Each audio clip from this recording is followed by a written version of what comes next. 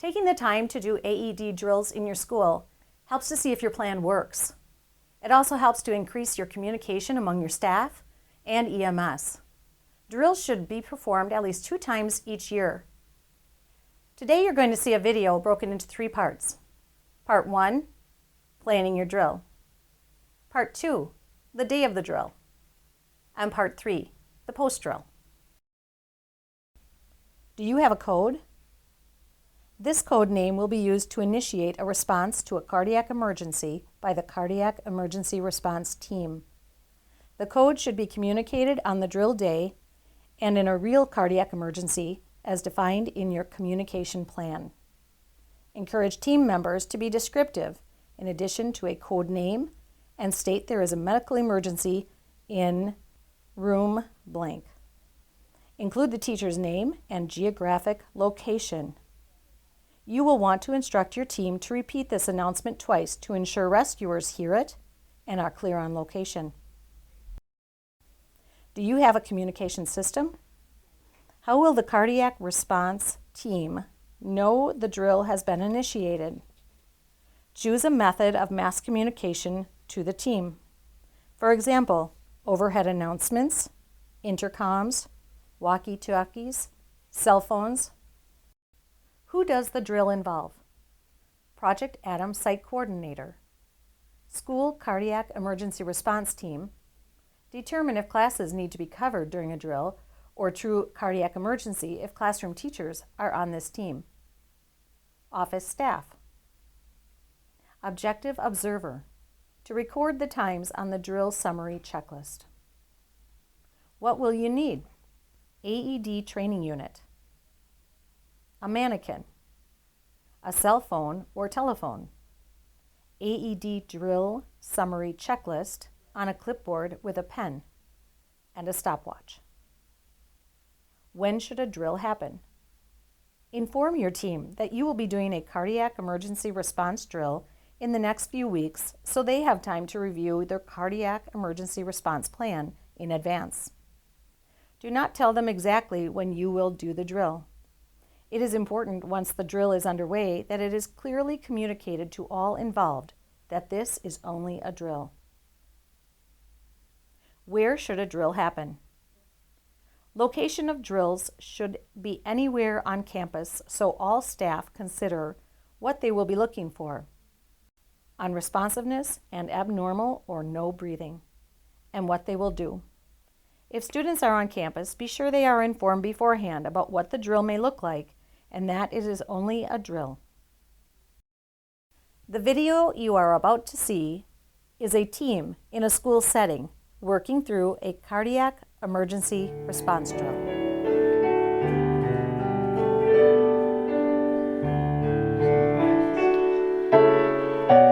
Oh no! Annie, are you okay? Are you okay?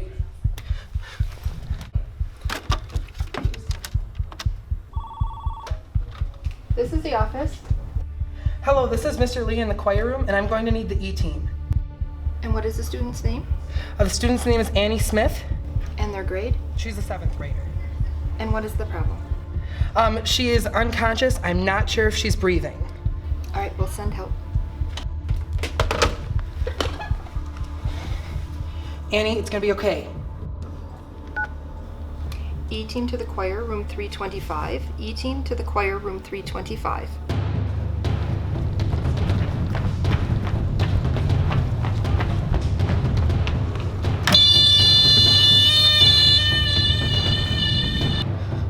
All right, everyone. Let's line up at the door over there and head to the LMC.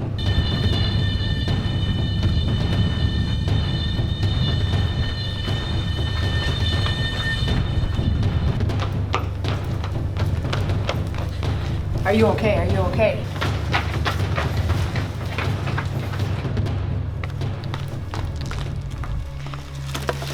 Are there any signs of life? No signs of life. Begin compression.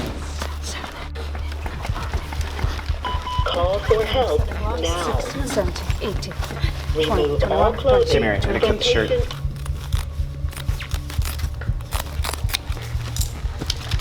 You just remember the old Red handle handle right. to open bag. Closest to you. No, Closest to you. There you go. That goes lower. Look at pictures on pads. Do not touch patient. Evaluating heart rhythm. Everybody back up, back up.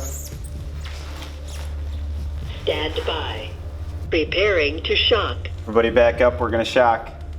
Everyone clear. Press flashing button. Shock delivered. Provide chest compressions and rescue breath. 1, 2, 3, 4. 6, 7, 8. The ambulance will be here. I'll meet them at door 18S. 13, 14, 15, 16, 18, 19, 20, 21, 22, 23, Continue care. 25, 26, 27, 28, 29, 30. I got the next one, Brad. 1, 2, 1, 2, 3, 4, 5, 6, 7, 8, 9, 10, 11, 12, 13, 14, 15, 16, 17, 18, 19, 20, 21, 22, 23, 24, 25, 26, 27, 28, 29, 30. 1, 2. Continue care. 2, 3, 4, 5, 6, 7. Everyone 9. clear. Back Touch up, patient. back up. Everybody back up. Evaluating heart rhythm. Everyone clear. Press flashing button. Everybody back up, shocking. Shock delivered. Provide chest compressions and rescue breath. 1, 2, 3. So let's review what we just saw. The site coordinator should place a mannequin on the floor and have the AED training unit available when the real unit arrives on the scene. Switch out the training unit for this experience. Have the first person on the scene call the front office advising them that this is only a drill. Tell them you have an unresponsive victim and give your location. Your plan now goes into effect. The school's cardiac emergency response team should be notified using the established code, for example, code blue, using the team's established communication system. The goal is to complete the AED drill in under 3 minutes, from the person falling unresponsive to the first AED shock. If this is your first AED drill, your designated observer should record a checklist summary of yes/no responses to ensure the core response standards are in place using the AED Drill Checklist 1. Once you've completed your first drill, your designated observer should record a checklist summary of responses to ensure all core response standards are met in under 3 minutes using the AED Drill Checklist 2. Both checklists are found on the Project Atom website. The site coordinator gives the first rescuer to arrive, Rescuer 1, a short scenario. The AED training unit is already placed at the drill location, ready to be swapped out with the real school AED, which is brought to the scene. Never use the real AED for drills. Proceed as if this is a real cardiac arrest situation. Post-drill. Thank everyone for responding. Spend a few minutes reviewing the checklist together, noting times and duration of different steps of the response. Ask the rescuers for feedback and discuss suggestions and concerns. Celebrate what you did right. Consider whether there are any action steps needed. Were there specific communication problems? If the drill points to changes to the plan and protocol, discuss these with your cardiac emergency response team and administrator. Be sure to make the changes and communicate the changes clearly to your team. Plan another drill to test the revised plan. Thank you so much for being part of the team here at JRG. We'd just like to talk to you a little bit about doing drills in your district. What have you learned from doing AED drills in your schools? I think the thing that I've learned the most about doing drills is just how to react in an emergency response situation. You know, when you react in an emergency response, there's a lot of anxiety that comes along with that. And so having the opportunity to practice and practice often helps reduce that anxiety so that we know what to expect. Every situation is different, and so each time we learn something a little bit different. And that's where our nurses do a great job training us for every situation that could occur. For example, we had a drill one time, we're out on the turf, we have to react, our AED is in a shed out there. And then also we had a situation where it was a bee sting situation, so we had to react and think quick enough and get the EpiPen, which was an awesome learning experience because we've never had a drill like that before. I think also it gives us an opportunity to know not only what we have to do as responders, but then what we do with our students if the situation were to happen in a classroom full of kids. We know how to react as an adult, and we also know what to do with the kids to try to get them out of harm's way and make sure that they're in a safe environment too, and to protect the identity of the person that's maybe going through the emergency, to help them along too. I was going to say, we have no idea whether it's a drill or a real situation. So when we hear E-Team report to this room, we're acting as if it's a real situation because we honestly have no idea what we're basically walking into. Mm-hmm. That's great. What advice might you have for other schools that haven't done a drill? I would definitely say you need to start doing it because the more we do the drill, the more relaxed you are because you're comfortable in the situation. You've done it enough, so it's not something where, obviously anxiety will kick in a little bit, but being trained and having time to practice the drills have been beneficial for our school. Yeah, and I think each time that we do it, we get a little bit better. Our response time gets better. And like I said earlier, sometimes things happen that we don't expect.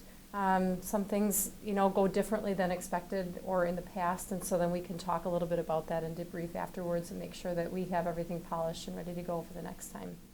And it's good to practice because every time you attempt a drill, your role in that situation could be different. This drill, it could have been I was on the AED, she was doing the compressions. Every drill, you might be in a different role, so the more you practice it, the more comfortable you become in every single role that you could have. And I also like the fact that our administration really supports this programming and supports our drills and makes sure that the staff that reports is up to speed and they know what to do in every situation. And the district offers summer courses throughout the year. Our nurses do a great job. If you wanted to get trained, they would make the time to train you in it. Is there anything else you would like to add? I'd just like to say that because of this training, I had a situation this summer in which I had to, in my head, I was thinking, check, call, care. I saw someone get in a moped accident. I could see the blood coming from the back of their head. And in my instinct at that motion, or at that time, was that I wanted to go care.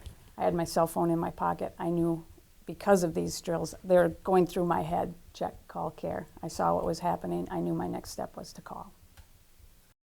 Thank you so much for your involvement with the Project Adam Heart Safe School designation. I had an opportunity earlier today to watch your emergency team in action as they did a cardiac drill. From an administrator's perspective, could you tell me what you've learned from doing drills in your district and how they benefit your staff?